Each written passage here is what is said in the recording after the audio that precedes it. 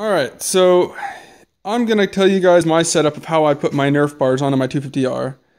I had a few different ideas that went through, and you know, I have the 400EX ones, which I know they stick out a little bit too far, but I want to get wheel spacers to bring that out to at least the same length, if not probably just the same length.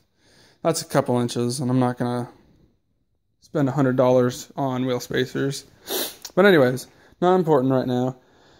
So as you guys last knew, I had the bracket that I made up there that goes from the motor mount down to there.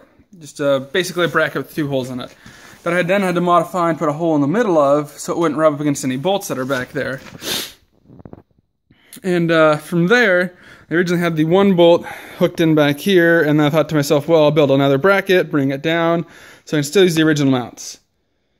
Well, that probably would have worked, but I know originally when I had just the one bolt in, this thing was very sturdy. But then with the exhaust pipe being there, we had to cut out the middle section, and that really took away a lot of the structural integrity of the Nerf bar itself. So after getting through that and realizing this thing's all type of loose, I mean, it would work, but I wouldn't call it safe, I went ahead and was going to make another bracket. And one day when I was sitting here shooting the shit with Brian, he kind of says, well, why don't you just make one of those brackets right there and weld it on the pipe? So that's exactly what I did. I actually found a piece of metal that held holes drilled in it perfectly.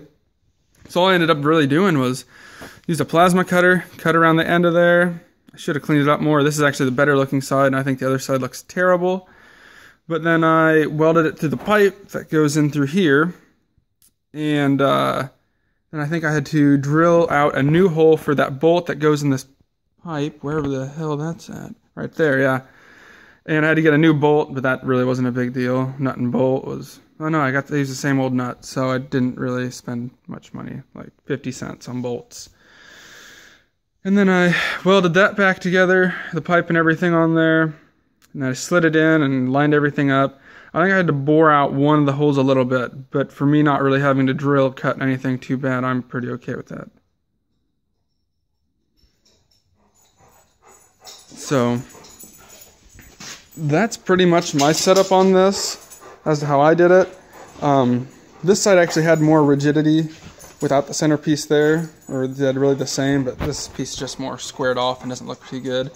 But same idea over here. You have the motor mount that comes down, or there was a spacer there that we replaced with the piece of metal that I made as a bracket. So that's going to be all for this video because my dog is currently trying to steal my tools. So thanks for watching, subscribe, and let me know how you guys did your own type of modifications like this. Thanks.